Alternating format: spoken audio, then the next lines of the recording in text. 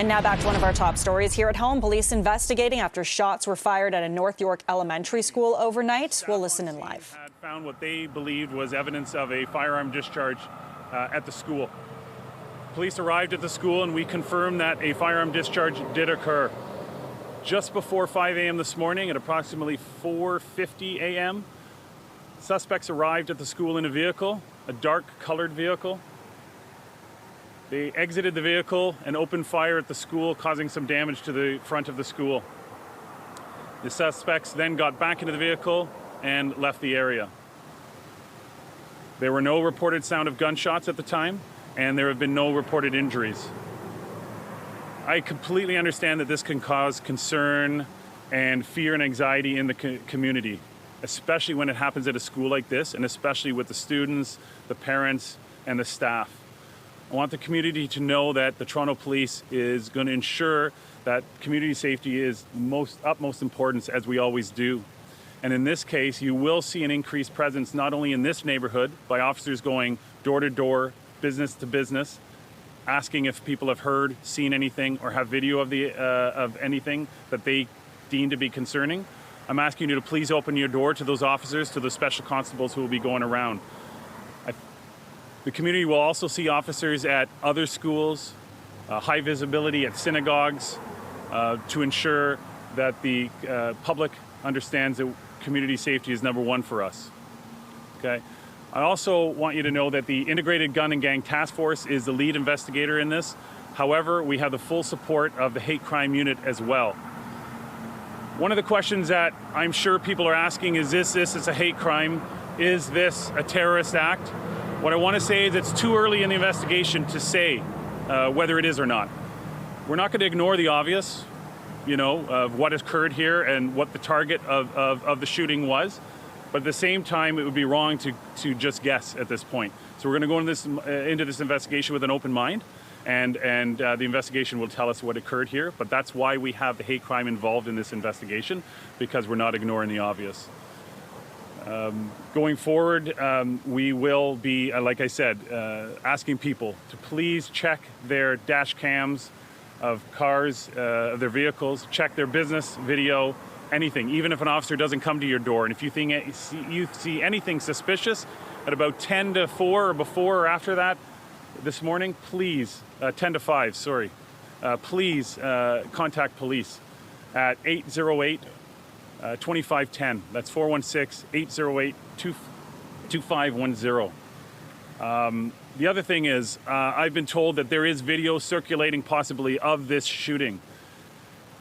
We will release video at due course, but I'm asking members of the public, if they have a copy of this video, not to release it at this time. The reason is, I don't want members of the public looking and determining what they believe is important in this investigation for us to know. And if they think something that they saw or have on their video at their house or their business doesn't, exactly match what they see in this video, I don't want them to discount it. So I want them to call the police. So I'm asking if a member of the public has this video to not be distributing it at this time. Now I can take some questions. So you have seen video of this, we're assuming. Do you know approximately how many shooters there were and how many shots were fired? So again, just because it's so early, I have a good idea, but I don't want to release it at this time. I will say that there's multiple suspects, more than one open fire, and that it was a dark colored vehicle. That's all I'm willing to release at this time. Also, from the damage on the school, can you tell us approximately how many bullet holes you found? No, I don't want to give that information out at this point. But there was damage to the school. Did the shooting take place on this side of the fence, or did they enter the property? So our investigation has shown that the suspects opened fire from outside the gate, so outside the school grounds. I have a question for you about the atmosphere in the city. For about 8 months now, we've seen terrorist flags flying out in the open with no charges. We've seen astonishing, hateful comments, uncharged, unprosecuted. We see trespass and mischief at the University of Toronto. Would you say that by refusing to prosecute or charge obvious acts of trespass, mischief, possible hate speech, and many assaults, that the Toronto Police has sort of indicated that it's okay to go a little bit further than before October 7th, that there's a new atmosphere around and it's okay if you want to conduct a little bit of anti-Semitic mischief. So I'm here just to talk about the incident that occurred today. And like I said before, I don't want to jump to any conclusions. The investigators aren't going to jump to any conclusion. At the same time, we're not going to ignore the obvious. And so the hate crime unit is fully supporting this investigation, but I'm just here to talk about the incident today. Talk about the vehicle that they used. I can't remember if you did say. I just said it was a dark-colored vehicle.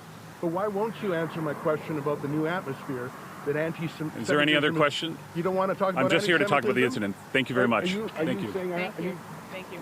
Okay, we've just been listening in live to investigators updating us on those shots that were fired at a girls' Jewish school in North York very early this morning. Police saying that they are still looking for multiple suspects who fled in a dark-colored vehicle. And people in that community will see an increased presence in the neighborhood. Officers will be going door to door asking people, businesses and homes for more information. And so investigators there asking people to please open your doors to police and answer any questions. That investigator also said he's been told there is video circulating of this shooting, asking members of the public not to release that video at this time. And he also said it's too early to tell yet whether this is a hate crime or a terrorist act. So obviously more investigating must be done on that situation. The investigation continues. We'll have more on that when we have it.